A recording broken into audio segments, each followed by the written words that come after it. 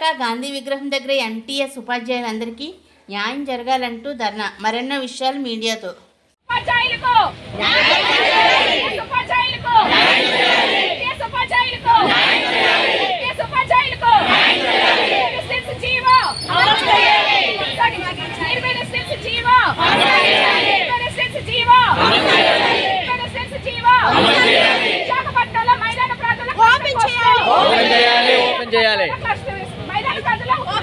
DSC ఎంటీఎస్గా గుడ్లవానపాలెం చినగద్ది మండలంలో తీసుకున్నాం. ఒక నెల తర్వాత 2023 జూన్కి వచ్చేటప్పటికి మళ్ళీ కౌన్సిలింగ్ జరిపి మాలో 50 మందికి మాత్రమే ప్లెయిన్లో, అంటే 50 మందికి ప్లెయిన్లో ఇచ్చి మిగతా 230 మందికి రూరల్ అంటే ఏజెన్సీ ప్రాంతాల్లో 23 నుంచి 25 వరకు ఇంతవరకు అందరూ ఉద్యోగాలు అక్కడ చేస్తూ ఉన్నారు. చాలామంది అనారోగ్యానికి గురై ఆ ప్లేస్లకు వెళ్ళలేక చనిపోయిన వాళ్ళు, దెబ్బలు పడిన వాళ్ళు, రిటైర్ అయిపోయిన వాళ్ళు 25 సంవత్సరాల తర్వాత మాకు ఈ ఉద్యోగం ఇవ్వడం జరిగిందండి. వయసు రీత్యా ప్రతి ఒక్కరూ ప్రతి నెల కనీసం మినిమం 2 నుంచి 3, 5, 10 మంది ప్రతి నెల 30వ తారీఖు కల్లా రిటైర్మెంట్ అయిపోతున్నారు. 25 సంవత్సరాల పోరాటం తర్వాత మాకు ఈ ఎంటీఎస్ ఉద్యోగం ఇవ్వడం జరిగింది. మాకు బేసిక్ పే 32,670 రూపాయలండి. డిఏ, హెచ్ఆర్ఏ, మెడికల్ ఎటువంటి ఎలవెన్స్లు లేవండి. 55 సంవత్సరాలు దాటి 60 సంవత్సరాలకు రిటైర్ అయిపోయిన వాళ్ళు ఈ సంవత్సరం లోపలే 1000 మంది దగ్గర ఉన్నారండి.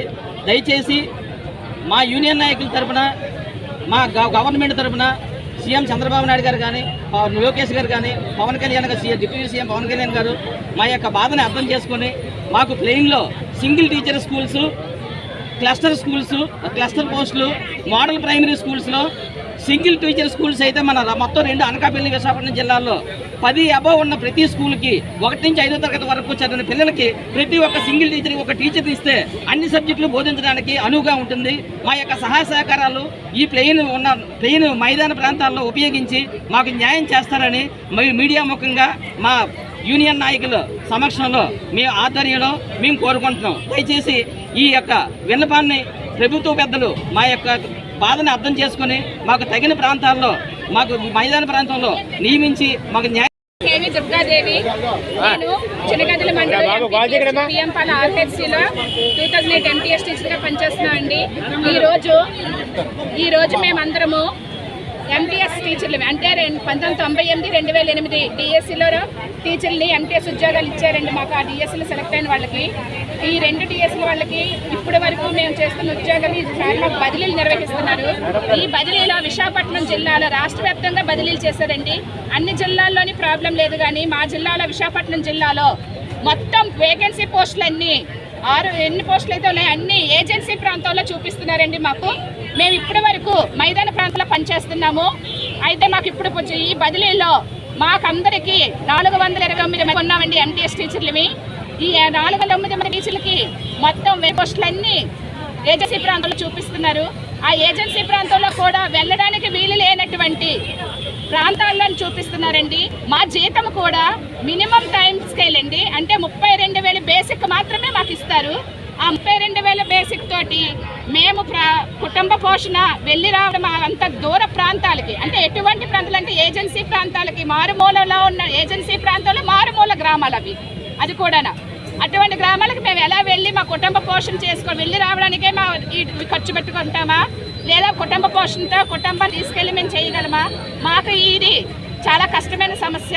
అందుకని అన్ని జిల్లాల్లో లాగే మా జిల్లాలో కూడా మైదాన ప్రాంతంలో ఉన్నటువంటి క్లస్టర్ పోస్టుల్ని ఓపెన్ చేసి మా 429 మందికి ఇస్తే మా కుటుంబాలు బతకడానికి అనుకూలంగా ఉంటుందండి. అందుకనిసనే ఈరోజు మేము ఈ పోరాటం చేస్తున్నామండి. ప్రభుత్వానికి మీడియా ముఖంగా తెలియడం కోసము మా టీచర్ల యూనియన్లు అన్నీ కూడా మాకు సపోర్ట్గా నించొని వాళ్ళ ఆధ్వర్యంలో మా ఎంటీఎస్ టీచర్లవి మీడియా ముఖంగా ప్రభుత్వానికి మా సమస్యను తీసుకెళ్ళడానికి ఇక్కడ గ్యాదరింగ్ అయ్యామండి. మా ఒక్కటే మా డిమాండ్ అండి, మా అందరినీ మైదాన ప్రాంతంలో సర్దుబాటు చేయండి. మైదాన ప్రాంతంలో ఉన్న పోస్టులను ఓపెన్ చేసి మాకు ఇవ్వండి. మైదాన ప్రాంతంలో కనీసం మైదాన ప్రాంతంలో ఉన్న స్కూల్ క్లస్టర్ పోస్టులైనా ఓపెన్ చేసి మా అందరికీ న్యాయం చేయండి అని అడుగుతున్నాండి. మాకు ఇచ్చే జీతం 11 నెలల జీతము, 1 నెల జీతం ఉండదు. మాకు ఇచ్చే ఏమీ ఉండవు. అటువంటి దానికి మాకు మెడికల్ ఎలివెన్స్లు ఉండవు. ఆరోగ్యం సిక్ అయితే కూడా మాకు ఎటువంటిది లేదు. కాబట్టి ఎన్ని మానవతా దృక్పథంతో ప్రభుత్వం ఆలోచించి మాకు న్యాయం చేయాలని చెప్పి మేము కోరుకుంటున్నాం ప్రభుత్వ పెద్దల్ని. ఈ సమస్యని ముఖ్యమంత్రి గారు, విద్యాశాఖ మంత్రి గారు, డిప్యూటీ సీఎం గారు అందరూ మానవతా దృక్పథంతో ఆలోచించి